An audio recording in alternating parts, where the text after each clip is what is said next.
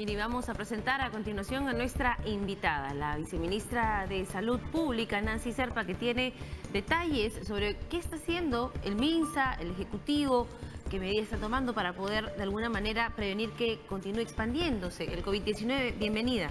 Muchas gracias, muy buenos días. Respecto a su pregunta, el país como gobierno y Estado ha venido realizando algunas medidas a través del Ministerio de Salud desde que se declaró la emergencia de salud pública de interés internacional por la Organización Mundial de la Salud respecto al COVID-19.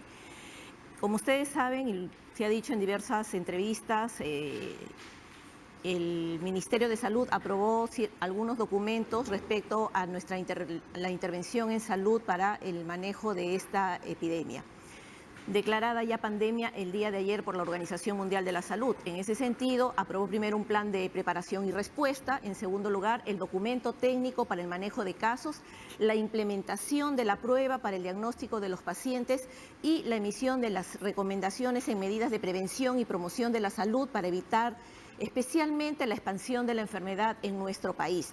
El día de ayer, el gobierno, el señor presidente,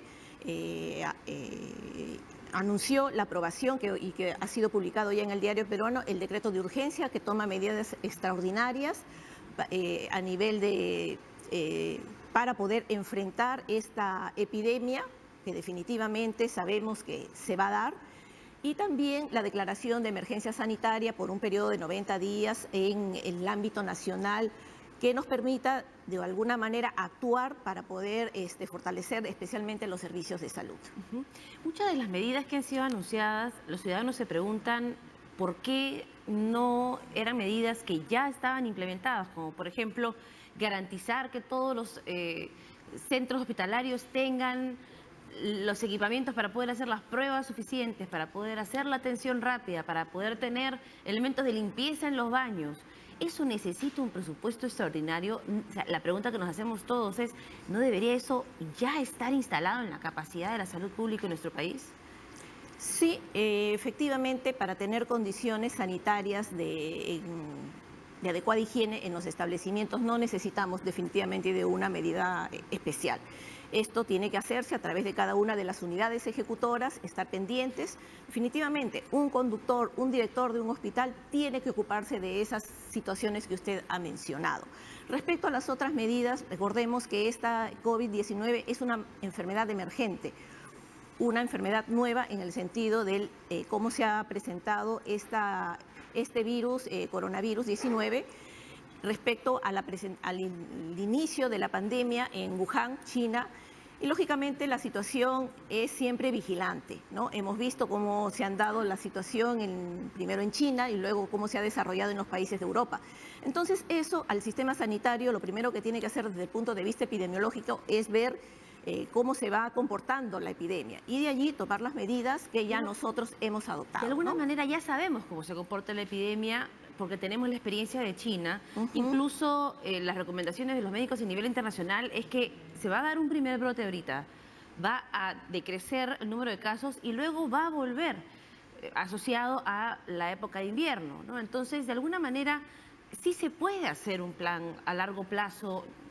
No tiene necesariamente que estarse implementando en medidas paulatinas. Probablemente las medidas, y es lo que tenemos ahora, las medidas que se han dado en estos últimos momentos están referidas al tema de una transferencia financiera para la adquisición de equipos y material que probablemente se ve en un mayor consumo incrementado en estas semanas.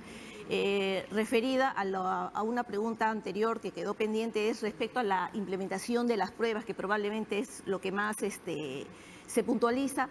En un inicio, esta medida de centralizar las pruebas nos permite ver la trazabilidad de la enfermedad, ¿no? Cómo se ha presentado. El hecho que desde un momento se realice la prueba en todos los lugares a veces no nos permite vigilar el comportamiento de los mismos, dónde están los positivos, porque lo que se tiene que hacer es eso. Yo debo identificar dónde está el positivo para tomar el control de la evaluación de los contactos, porque es así como se va diseminando la enfermedad. Entonces, pero ya llega un momento como el que lo tenemos planificado en que debemos descentralizar las pruebas. Entonces, ¿se va a descentralizar las pruebas? Se va a descentralizar. ¿Cuál va a ser el procedimiento? ¿Hacia qué regiones? Porque me imagino que no pueden estar tampoco las pruebas en todas las regiones del país. ¿Hay algún plan para esa Sí, implementación? ya a través del Instituto Nacional de Salud, nuestro ente rector en temas de laboratorios de salud pública, ha venido trabajando porque tenemos laboratorios regionales que primeramente deben de cumplir con ciertas condiciones para poder realizar el procesamiento de las pruebas, ¿no? Hay que capacitar al personal, en los días pasados se ha estado en ese proceso y el día viernes debe estar descentralizándose. Las regiones que podrán realizar las pruebas están señaladas para Tumbes, Piura, Loreto, La Libertad, Lambayeque, estas son las regiones que principalmente vamos a implementar las pruebas. Claro. La segunda medida que de alguna manera ha generado un impacto mayor en la ciudadanía es la cancelación de las clases. Pero los chicos al final terminan participando de otras actividades, ¿no? Por ejemplo, no sé, van al parque, van a centros recreacionales, siguen practicando deportes, porque de alguna manera los padres no se sienten cómodos dejándolos en casa, ¿no? ¿Cuál es la recomendación para esos chicos que están con las clases suspendidas hasta el 30 de marzo? Sí, en esa pregunta yo quisiera dirigirme realmente a la población porque creo que hay que tener responsabilidad social. El país, como los otros países, está enfrentando esta pandemia y por lo tanto las medidas, las recomendaciones que se emiten son para cumplirlas en este caso. Hay que tener la responsabilidad del cuidado de la salud de la otra persona, del ciudadano, del país. Por lo tanto, si se recomienda el aislamiento domiciliario, hay que hacerlo, hay que cumplirlo. No necesitamos, creo yo, para quienes tenemos el criterio de la racionalidad, una medida de fuerza en ese sentido para cumplirla. Tendríamos que llegar en ese sentido si es que tuviéramos una epidemia desbordada en el país. Claro, pero ¿no? ¿qué criterio seguir? Porque se cancelan las clases, pero de alguna manera no se nos ha dado una recomendación sobre qué hacer ahora. Entonces, la recomendación para todos los ciudadanos es no salir de su casa. ¿Qué hacemos? Porque hay gente comprando víveres, se desata de alguna manera, a veces necesitamos instrucciones paso a paso, ¿no? Como los protocolos médicos. Sí. Necesitamos que nos den un protocolo. Si una persona, por ejemplo, tomemos el caso de un colegio, no hay clases, ¿qué se determina? Permanecer en casa, evitar salir lo menos posible, evitar acudir a lugares públicos si es que uno se encuentra resfriado, con secreción nasal. En una época de cambio de clima puede darse la sintomatología respiratoria, el resfrío común, que es muy frecuente, y por lo tanto, en ese sentido, yo evito salir, evito estar en lugares donde haya multitud de personas, evitar visitar a los abuelitos en esas condiciones. Una condición importantísima en esta medida es cuidar a nuestros ancianos, a nuestros adultos mayores. Si yo tengo un abuelito o un adulto mayor en casa, sacarlo lo menos posible. Si alguien de la familia llega de los países en los que se ha determinado el aislamiento domiciliario, evitar visitarlo durante esos 14 días. Y si voy a visitarlo y no tengo ningún problema de salud, lavarme las manos al momento de llegar a esa vivienda, ¿no? Yo creo que son medidas que debemos tener en cuenta. Evitar de alguna manera también aplicar las medidas que ustedes estaban señalando. La etiqueta respiratoria. Si estornudamos, cubrirnos con el antebrazo, con el codo, para evitar esparcir las microgotitas que se ocurren en ese momento. El lavado de las manos es imprescindible.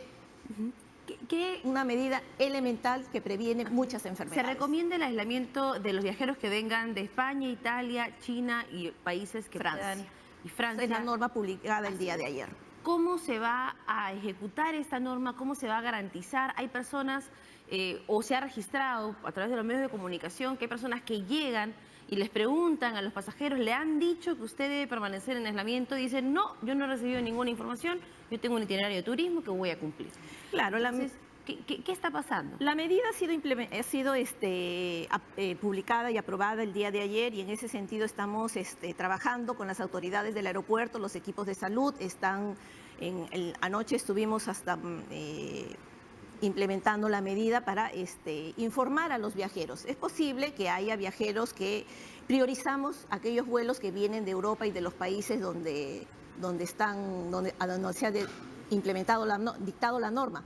puede que hayan llegado pasajeros que probablemente estén en conexión y no hayan recibido la información. Pero sí es importante que los pasajeros, los viajeros que llegan de estos países cumplan con el aislamiento domiciliario. Esto es un acto solidario con nuestros connacionales. Hay, se ha reportado el primer paciente grave que ha sido trasladado al Rebagliati.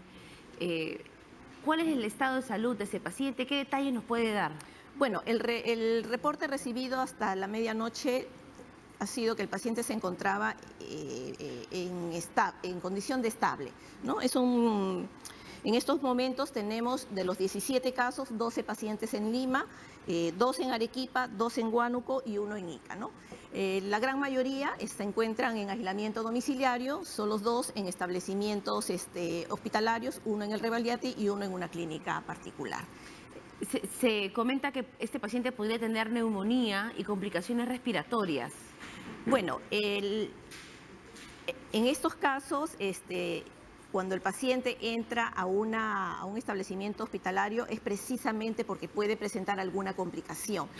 Las neumonías sobreagregadas pueden darse precisamente porque pueden aparecer gérmenes que lógicamente generan estas enfermedades, ¿no? Especialmente la neumonía. Pero en este caso, para conocer los detalles, ¿no?, de este paciente, que es el primero grave infectado con coronavirus en nuestro país, ¿tiene neumonía, tiene este tipo de complicaciones respiratorias? Sabemos que está estable, pero ¿cuál es la evolución? Sí, la información que tengo respecto al estado del paciente es de condición estable, ha desarrollado un cuadro neumónico y vamos a ver cómo va la evolución en estos días, ¿no? Hay que monitorearlo, está en un establecimiento hospitalario y de hecho debe estar recibiendo los cuidados adecuados para esperamos su pronta recuperación.